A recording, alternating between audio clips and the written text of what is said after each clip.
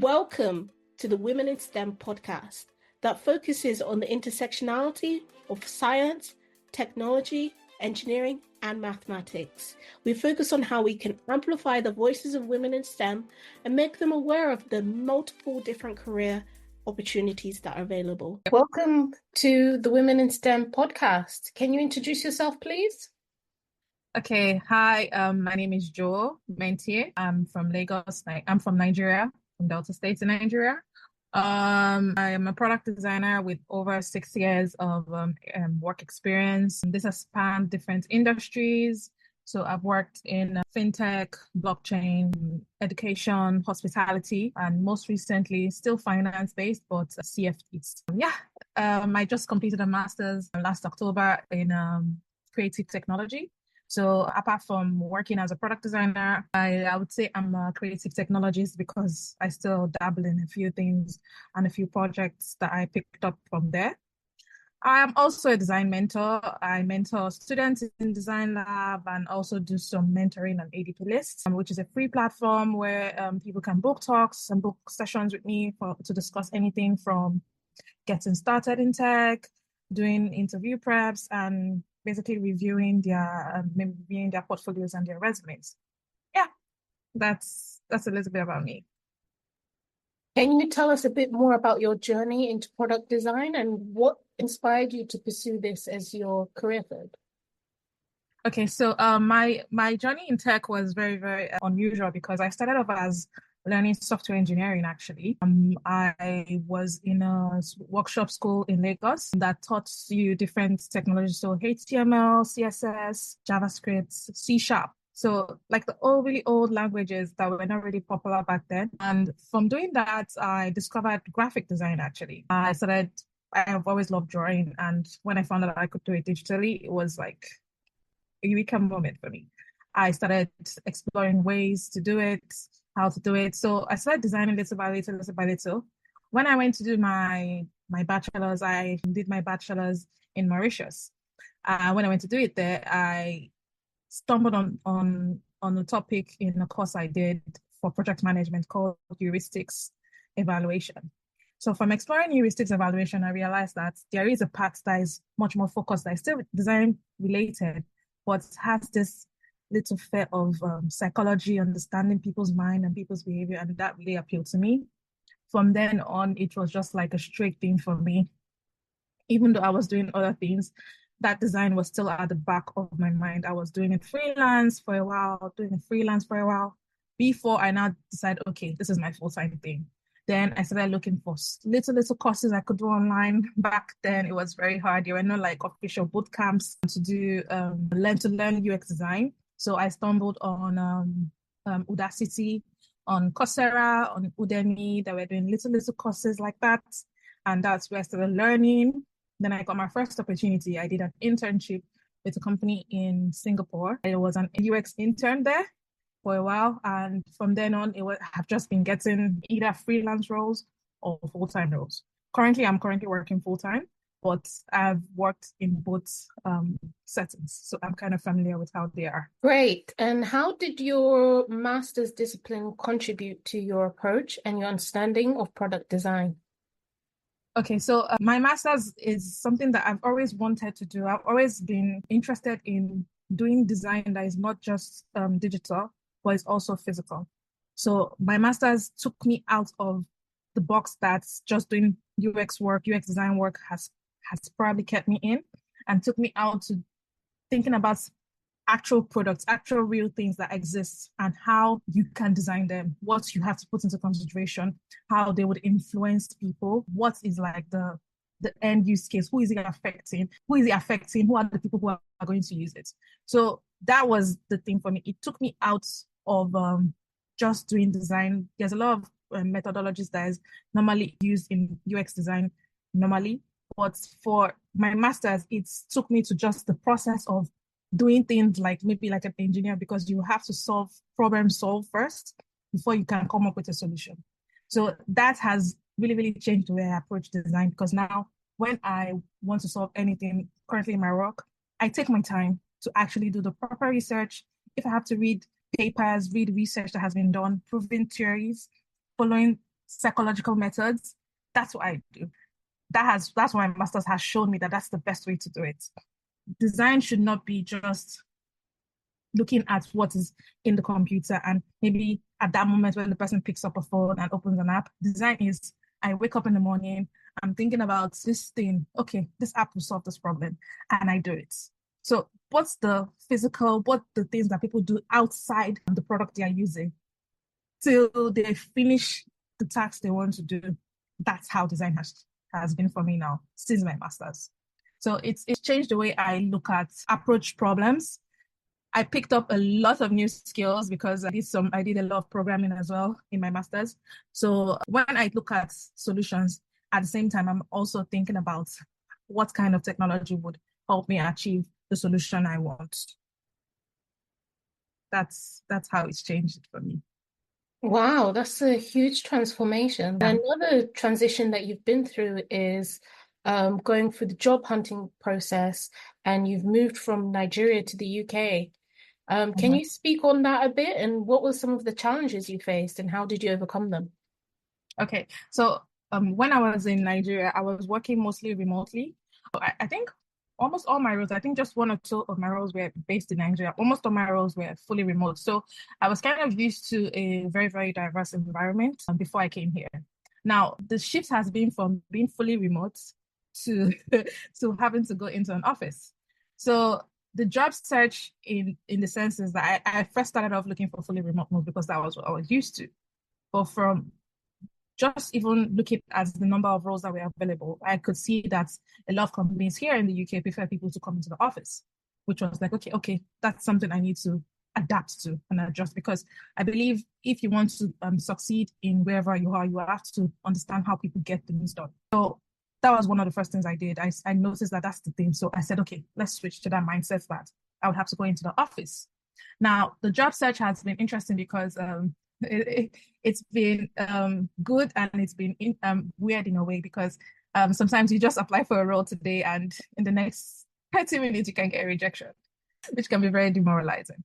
But at the same time, you have people who are actually willing to give you a chance, have a conversation with you, and trying to understand you as a person, the skills you have, how they fit into the role. And interestingly enough, I started job hunting during the Christmas period. So it was that huge Christmas break. Then I had to get back again in the new year. So it was very interesting that people would actually take that break. I was used to companies maybe in the US that they hardly take that Christmas break. They are sending you replies during the Christmas period. But here there was like a huge lull period where I didn't get any responses. And I had to make sure that my resume fits the standard that people are used to seeing here. So there's different ways people look at resumes in different countries, and the UK also has its own way. So I had to make sure that my resume fit that. I had to make sure that my portfolio was up to date, because if you're applying for roles as a designer, if it's not even an entry level role, because I'm also a design mentor, we prepare students to go into the job market. And one of the things we do to do that is we help them craft case studies. So I had to make sure I had case studies where were at least up to date and fit the different markets and highlighted the different skills I wanted to show. That was the difference. The only difference is that I made really was that adapting to the fact that I had to go into the office, because applying for design and applying for design anyways, having a very good resume and having a portfolio that speaks for itself. Another interesting thing I had to pick up was crafting a very good cover letter. So luckily for me, we have ChatGPT now. When I was applying for roles, I used that I knew what I wanted to say, but I had to say it in a way that would appeal to people. And that's one of the good things about AI. It helps you craft stuff in a very, very plain way or in a very interesting way. And you can specify the prompts you want it to say. So that's one thing I did. I made sure that I created cover letters that fits most of the roles with the help of ChatGPT. I would craft something, input it into ChatGPT. It helps me refine it. It tells me maybe I need to take out a sentence or maybe say it in a different way. That's what I did. So yeah, that was my journey into getting my current job. Moving from one country to another and, experiencing another work environment, do you have any particular culture differences that you've noticed with regards to the UK workplace compared to Nigeria? And how did you adapt to them? Yes. In the one of the things that has been different for me is the what's this thing they do? I love work events that I didn't really get a chance to do when I was in Nigeria, especially because I was fully remote. So we used to have work events, communication styles. People are a bit more soft in the way they handle things here. I think that's a huge difference because the places I've worked in, people were a bit more straightforward, more like highlighting it straight away. The UK is a bit different in you have to be able to communicate in a way that's it's not so offensive. It's a bit polite, but still passing across the message you want. That has been my experience so far. I don't think it's a bad thing. It helps you to communicate in a way that really thinks about the person you're talking to. So yeah, that I would say those are the things that really stand out to me. Apart from that, I haven't really had any major culture shocks, maybe because I've spent a lot of time with different kind of people. When you work with people from different parts of the world, you have to develop a certain way to communicate that anybody can understand you, regardless of language differences, cultural and ethnic differences. So I think over the years, I've picked up the skill to be able to do that in a way that I don't make people feel bad. I don't make anybody feel, but at the same time, it's not like I'm putting myself down. So that has been my way of doing things. And coming into a place where I have to go into the office, that's something I also do. So yeah, I feel like that's how it's been for me. It's not the only difference that I can really point out is that they have a lot of events I have to attend most times, which is quite different. In your previous work experience, you've worked both remotely and in the office. What are some of the pros and cons from each one of them? And how do you manage your productivity and staying motivated in both environments? Okay. When I typically work, I like to prioritize tasks based on the level of importance that I need to do. So when I'm working in the office, when I have to go into the office and when I have to work remotely, that's how I do it. So if I have a task that is really, really important, I put it at the top of it. Now, because now I have to go into the office sometimes, it helps me to split that in a way because going into office sometimes you might have to be dragged into one or two meetings. Then the difference between working from home is you are inside a place where everywhere is quiet, you are just focused on one thing. But when you're in the office, you have people talking everywhere. There's a lot of noise and a lot of sounds around you. So that has been the shift for me. That if I have to say something that has shifted for me, it's that I had to get used to an environment where there's a lot of noise, there's a lot of background sounds, and having to be in a place that's completely quiet. That has been a major shift. So when I first started going into the office, back home in Nigeria, I didn't have a really much problem because we had a more central offices that were not like soundproof, that people were not around me. But here it's a different place because my current office is open plan. So when I first started going to the office, I actually used to take noise cancelling headphones into work so that I could focus when people are talking. But I think for now, I'm actually kind of used to the sounds I'm hearing. And I have, sometimes I just have like music playlists in the office that I listen to if I want to really focus. Working from home, it's easy for me because most times I can go stretches of hours without interruption because, yeah, I'm focused on one thing and there's not a lot of interruption. Maybe take like 30 minutes to have lunch. That's my normal thing I do. But it's easy for me to focus more because I'm working from home because it's something I'm used to over the years. I've been doing it for a few years. So I'm used to remote working more than actually going into the office. Going into the office is that I can easily get distracted because of the people around me and the noise and the sounds. But working from home for me is that I can focus. So major pro for working from home, focus. I can get things done very fast and easily. In the office, it's a bit dicey, but we can manage it. Now, for the con for working from home, you can also get easily distracted. So there might be days you just don't have that motivation and you just want to take a nap. It's easy for you to do that when you're working from home. Very, very easily. And maybe there's a show you are watching or something that's really, or maybe you have family around. You can get easily distracted with that. So major con for that. Going into office, con, again, people. you can easily get swept up in a conversation and you're there talking to somebody for 30 minutes and you don't know it's gone. Or you can get dragged into meetings and you're sitting in a meeting and you now have to put in some extra hours in the day just to complete a task that probably has really a deadline. Both sides, I feel like if you know how to prioritize your tasks in a way that you can actually measure expectations, like you can measure that I know that even with all the meetings that might happen when in the office talking, I can actually complete this in this set amount of time. I think you can manage it regardless of where you are, home or in the office. Another cool thing is that some offices, like for instance, my office, they provide lunch, free lunch. So that's a pro for me for working in the office. And when I'm home, I have to start thinking about what I have to have for lunch. So yeah, that's a major difference. Finding a new community in a new country can be challenging. How did you go about building your community and finding a sense of belonging in the UK? Quick break. Before we get back to our conversation, I want to remind you to follow, rate, and review the Women in STEM podcast on whatever streaming platform.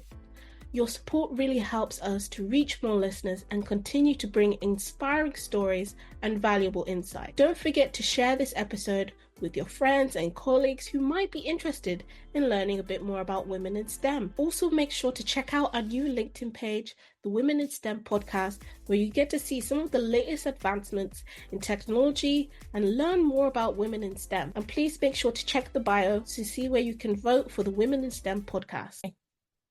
Okay. So luckily for me, I have a few friends who are already here, and a few who came here like the same time I came or after me. It's been cool because meeting those people again and talking to them has made it easy for me to kind of integrate and kind of talk to people. Then I've been using apps like Eventbrite. They have a lot of cool free events you attend, or even events that are not so expensive, but at least affordable enough that you can attend. I also joined one of the first communities I joined when I came to the UK. I actually can't remember how I stumbled upon it. I think I remember now how I stumbled upon it. I went for Black Tech Fest, and I think I met a lot of interesting people there. That was one of the first places that opened me into events and going for community stuff and really, really trying to build a way of communicating with people here. So from Black Tech Fest, I met Color in Tech. They're a community that they do events, they do monthly events 2-3 times a month. I'm always trying to go for a few of them. And they do events that span different topics. So from navigating in a new community, or even the last one I went to, they did an event for founders, matching founders to talent, which was pretty interesting. People who are founders who are probably looking for talent in their company, and maybe they're just somebody to build something for them from scratch. So that was pretty interesting. So Color in Tech is one that I really, really look at helping me build a community, because I've met a few people, exchange numbers, we communicate there. We go to other events. We look at what we can build together. I also go for events from a place called GTA Black Women. Yeah, Global Tech Advocates. Yes, Black Women. That one is really, really cool. They had a really nice summer event, and I went for that. And they talked about what they've been building so far, which was really interesting. And to be honest, just even having those 2 places has been really helpful for me for meeting new people, looking at what people are building in the ecosystem. Because as somebody who is already in the tech industry, I'm in fintech, but I'm also interested in what people are building that is general. So I like knowing new technologies that are coming out. I like knowing what people are using those technologies to do and how they are using it. So going for those events has opened me up to that. I've been able to see all that. I've been able to talk to people who are building, understand the challenges they face while building. So that has been my thing. Then ADP lists. I went for one event with ADP lists, which was quite interesting. We had the event in the pub. So it was interesting because I could meet people. I met a lot of people who actually just moved to the UK that period, and we're actually looking for jobs. So it was quite interesting to hear their own experiences, what they are doing currently, how they are navigating spaces, preparing themselves to get into jobs. So that has been helpful too, because one of the things that happens when you're new in the country is you kind of feel isolated or alone if you don't know other people who are going through the same thing as you. When I went to that event, it was just like an eye opener that everybody's going through similar stuff, and if we all work together, we can actually do something and actually like achieve the goals, which is like that period was trying to get a job. So that has been what has helped me, is maybe the currently existing communities I know and the ones I've joined currently. Then I'm also always on the lookout for new ones, because I also want to explore things that is not just tech. Like recently I volunteered at a creative digital festival in somewhere in under University of Arts London. They did a festival, so I volunteered at that. So I could see what people were also building, like the creative technologist of Ireland. I could see what people were building there, what they have built, and they were showcasing different artists. It was pretty interesting, because there's a lot of really, really niche events like that, to be honest, I won't really find in Nigeria, if I have to be 100% with you. I won't see that. It's very, very different. So that has been the way I've been trying to just build a way to integrate and also communicate with people and build a sense of belonging here in the UK. You have experienced both freelance projects, which I know can be quite a popular way of working, but you've also worked in very large design teams. How did those dynamics differ, and which do you prefer? Okay. For the freelance projects, most times you end up being the individual contributor. You're probably the only designer in the team. You probably be working with engineers, other product managers, business analysts, and so forth.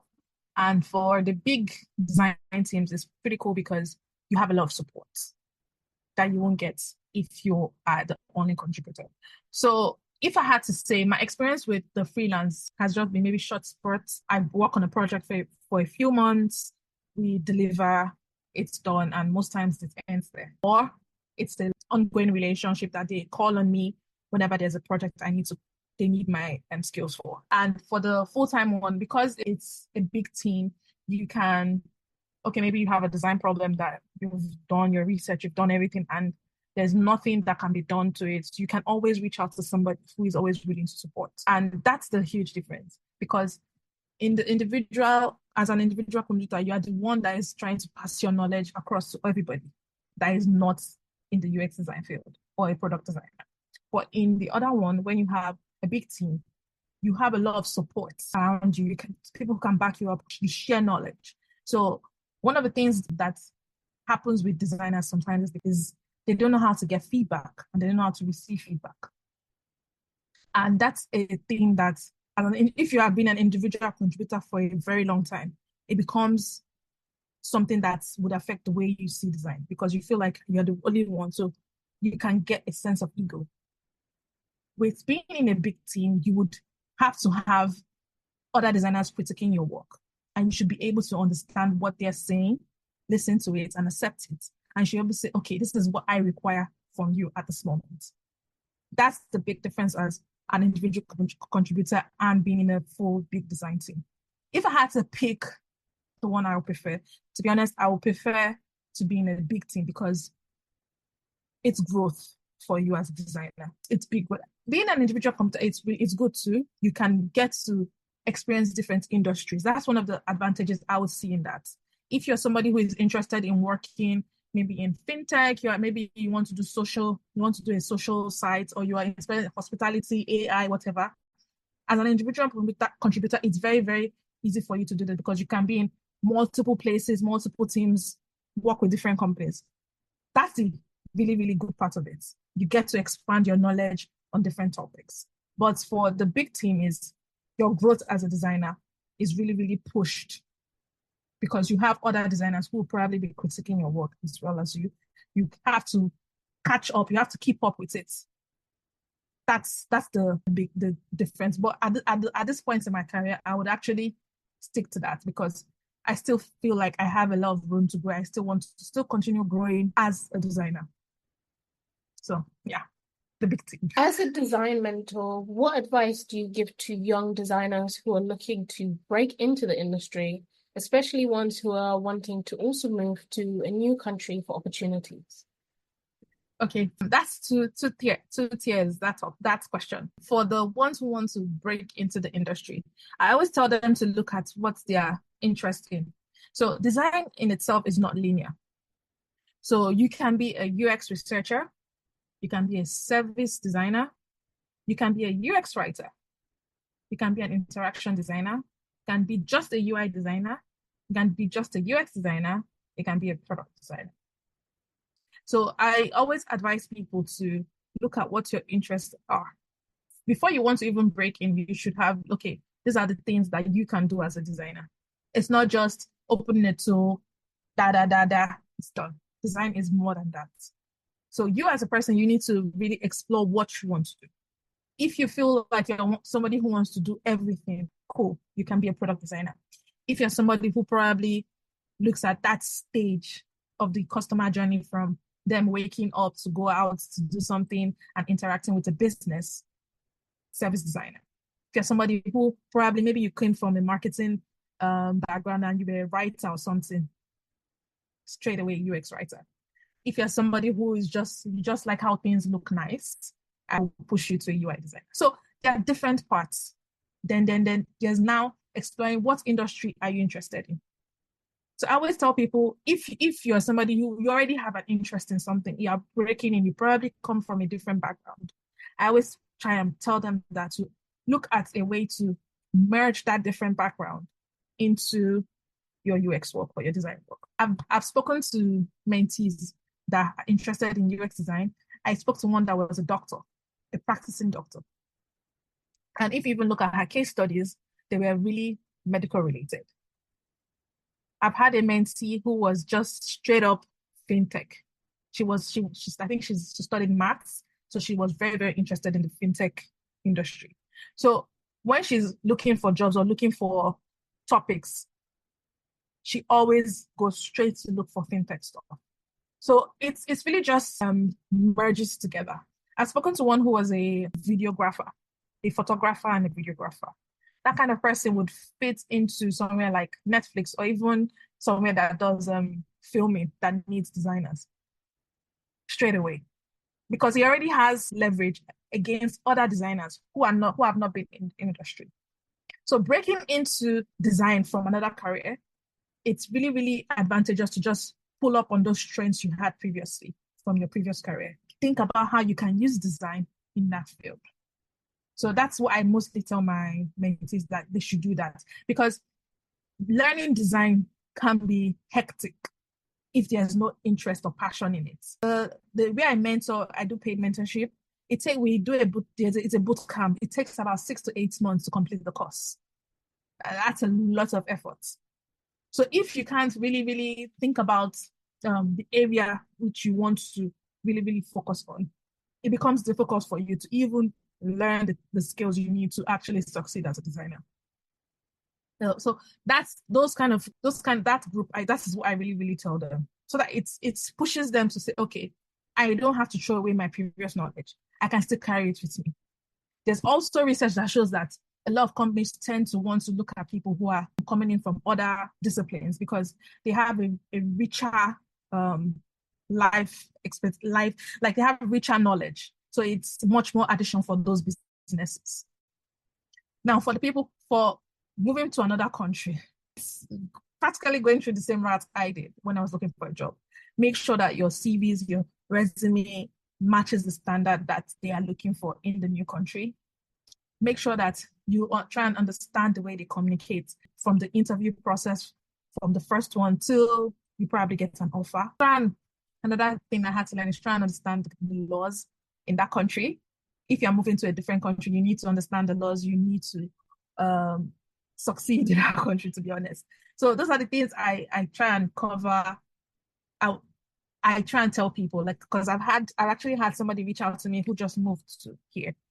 So these are the things I told her, that this is what I would do, or this is what I did.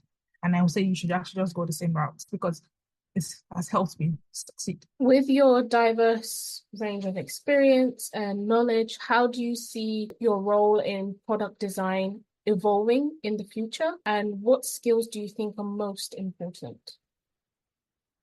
Okay, so because I'm interested in a lot of things, I think I would always want to still be like somebody who still does design work. I might be a manager. If I want to say, okay, I would be promoted, get a manager role, all that, I would still want to actually open the tool and do the design work because I feel like once you're in that role and you're telling people what to do, you might start forgetting some of the basics. So one important skill I would always highlight is that always being able to go back to the drawing board, going back to maybe just sketching out solutions instead of opening a tool to do it. So having that mindset that when I'm doing work or if how far I go, I should always be able to go back to the beginning to really understand the problem, to really say, okay, this is what I'm thinking about, this is the problem, this is how it is, these are the people, do a mind map. Before you even get into a tool, designing something that has a lot of color, all that. Being able to go back to the basics is so key. It makes you think wider than what you expect. So maybe you have a problem, you say this is the features, these are the requirements. If you're not able to always go back, you're always jumping straight to, oh yeah, this is what will sell, this is what people would like. You tend to forget and miss out on other people, or miss out on other requirements, or miss out on other paths that customers will take because human beings are very interesting. We are not linear people. Design is trying to guess what people will do. And nobody ever doesn't do the same thing. We don't act the same way. So being able to always go back and look at, oh yeah, what of this? What of that? How is this person doing it? What is this person doing? Who is this person? Where did they live? What did they do? Being able to always go back is the key skill, regardless of how far I would go in design. And to be honest, just doing digital work is key because the world is digital. But being able to also build things from scratch, physical stuff, is really important. I feel like much more physical technology is going to start existing with the current state of the world I'm seeing. A lot of people would still need to touch something physical. So that's something that's always going to be at the back of my mind. Well, no matter how far I go in my career, because I feel like it's very, very important. Reflecting on your journey from Nigeria to the UK, what lessons have you learned with regards to resilience, adaptation, and personal growth that you would like to share with the listeners? Yeah, so I would pick personal growth because I feel like the way I was doing design 2 to 3 years ago has completely changed. I used to be very, very impatient, to be honest. And I used to like the level of confidence in my solutions were not as high as it is right now. I think being able to actually do that master's, learn a few things, do mentoring, because I actually started mentoring like a year ago, almost the same period I started my master's. So that period has just changed my thought process, the way I handle design, the way I handle feedback, the way I talk to colleagues, the way I pass across information. So that has been key. So I would say people should actually do something different. Try and do something different because you can easily get stuck in a rut as a designer. You're just doing the same thing every day. It's easy to get stuck in a rut.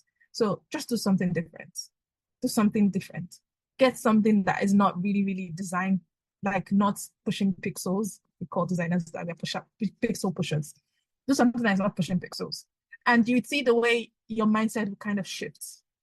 It's that would be my advice for people, for designers that actually have been doing design for a while.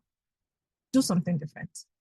For adapting, it's been a process because you have to talk to people. So a lot of designers you would learn, most of them are very introverted. You have to try. You have to try. You have to bring yourself out of that box. Go to one small meetup, another small meetup, one small meetup, and before you know it, you're talking to people. It's a skill to socialize, I know, but you have to pull yourself out of that box you are in. So I would say those are the two major things I would highlight. And how best can people connect with you? Okay, so LinkedIn and Twitter. I have a Twitter account. It's very easy to remember, Joe Mentie. On LinkedIn, my name is my name on LinkedIn. Send me a message. I'm almost always going to reply you on there. I think I'm quite fast with replying on LinkedIn as opposed to even Twitter. Yeah, I have an Instagram, but I hardly post there. Maybe I should actually start posting. But yeah, those are the places I'm currently active for people to talk to me. Great. Thank you so much for coming on the Women in STEM podcast and for sharing your story. Thank you. It was great to talk about this and to share my knowledge. I'm always open to conversations. I've had a few people who have reached out to me for mentorship, like just to have a conversation, maybe review their portfolio. So I'm always also open to that. If you need help for me to go through your CV, go through your portfolio, give you some tips, I'm always down for that. Listeners, if you've enjoyed this episode, please make sure to subscribe to this podcast on your favorite streaming platform, leave a review and rating to help us reach more listeners, and follow our social medias, the latest updates and behind the scene content. Join us next week for another exciting episode. And until then, keep exploring the world of STEM and empowering women in STEM.